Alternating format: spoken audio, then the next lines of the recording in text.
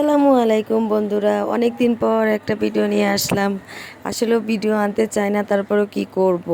আহাদ ভাই যা যা বলল তা শুনে তো আমি হতবাক, যে একটা মেয়েকে বিয়ে করে এখন বলতেছে তাকে আমি ভালোবাসতে পারি নাই, এটা করতে পারি নাই, বড় বউ ভালো।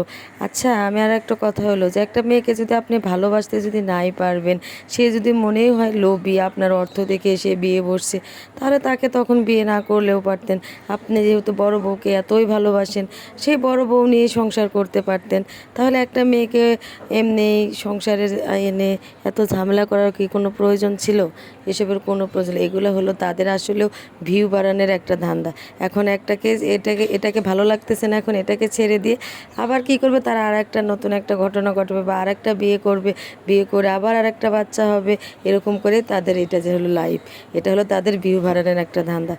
আর কি বলবো, একটা মেয়েকে বিয়ে করেছে, সেই মেয়েটার একটা বাচ্চা হয়েছে, আজকে সে বলতেছে সে মেয়েকে ভালোবাসে না। আচ্ছা, আমার প্রশ্ন, সে যদি তার বউকে নাই ভালোবাসে, তাহলে বাচ্চাটা কি অন্যজনের নাকি? এটা তো প্রশ্ন স্বাভাবিক, ভালো না বাসলে তো একটা বাচ্চা হতে পারে না। আর এত অভিনয়, যতই ভিডিওতে হোক বা যাই হোক, এত অভিনয় মানুষের পক্ষে করা সম্ভব না। তারা যতটা অভিনয় করে এসেছে এই পর্যন্ত, আমরা তাদের ভিডিও যারা যারা দেখেছি সবাই জানি যে তারা এত সুন্দর। আমরা জানতাম যে আরে এত সুন্দর সুখের একটা সংসার হয়, আমরা ভেবেছি যে যাক অনেক ভালো। তুই সতীন তাতে কি হয়েছে, অনেক ভালো আছে। আহাদ ভাই দুই বোনে অনেক ভালো আছে, কিন্তু এখন আহাদ ভাই যেসব বলছে, এসব কি কেউ বিশ্বাস করবে নাকি? আমার মনে হয় না কেউ বিশ্বাস করবে, কারণ একটা মেয়ে এত খারাপ হতে পারে না। একটা মেয়ে যদি এতই খারাপ হতো, এতদিন সংসারও কেউ করতে পারতো না, প্লাস একটা মেয়েকে নিয়ে দুই সতীন নিয়ে এভাবে থাকাও সম্ভব ছিল না, অনেক আগেই ভেঙে যেত। আর আখি আপুকে দেখে যতটুকু আমি বুঝেছি, সে এরকম মেয়ে না যে যা আহাদ ভাই যা যা বলছে এরকম মেয়ে সে না, আমি তার হিসেবে বলতেছি। আর তার বড় বউ তো ভালো, এটা তো সবাই জানে যে সে অনেক ধৈর্য।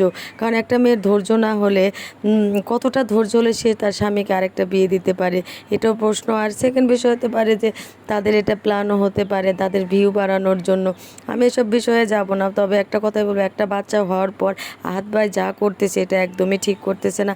আহাদ ভাইয়ের উচিত যেসব বাদ দিয়ে তাকে তার দুই বউ নিয়ে সংসার করা উচিত, কারণ যেহেতু তার একটা ছেলে বাবু হয়েছে, আর বাচ্চাটা মাশাল্লাহ এতটাই সুন্দর, এই বাচ্চা ছেড়ে সে কীভাবে থাকবে?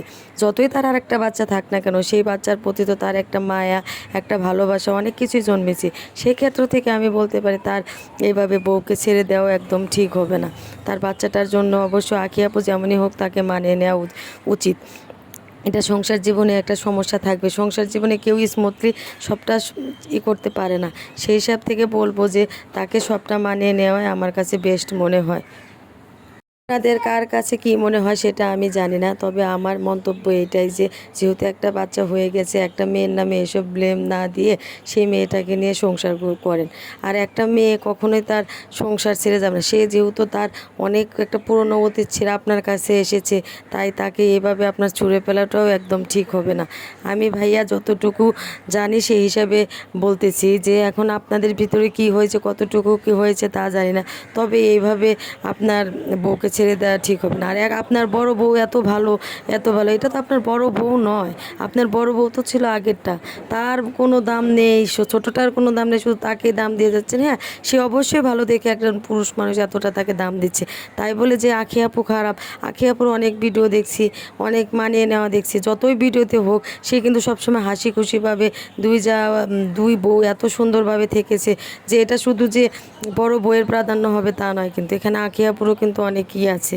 আঁখি আপু যদি ছাড় না দিত এত সুন্দরভাবে, কিন্তু আপনারাও এতদিন চলতে পারতেন না। আর তাকে আজকে কি ভুল করেছে না করেছে, তার জন্য তাকে আপনারা এইভাবে বলতেছেন, এগুলো কি ঠিক? একদমই ঠিক না।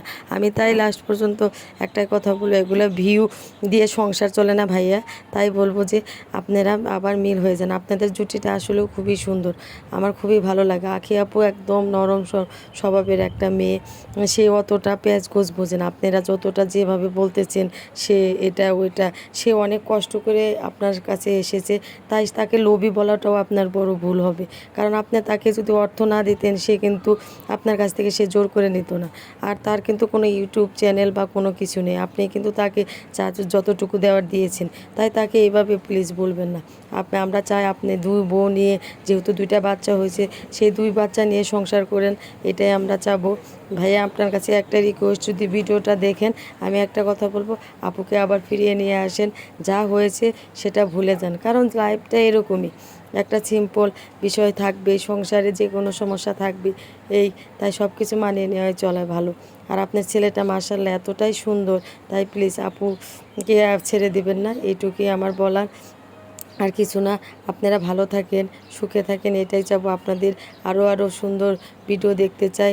আমি চাই যে আপনারা আরও সুন্দর সুন্দর দুই বউ নিয়ে আরও সুন্দর সুন্দর ভিডিও দেন, আপনারা ঘুরেন। আপনাদের অনেক ভিডিও দেখে আমার খুবই ভালো লাগে যে এত সুন্দর আপনাদের ভিডিওগুলো করা। আর সবচেয়ে বড় কথা হলো দুই বউ এত সুন্দর মিলেমিশে থাকে, যা দেখে সবাই মুগ্ধ হবে। তাই শুধু লাস্টে এই কথাটাই বলবো, ভাইয়া আপুকে ছেড়ে দেন না। যারা যারা ভিডিও দেখবেন কমেন্ট করে যাবেন।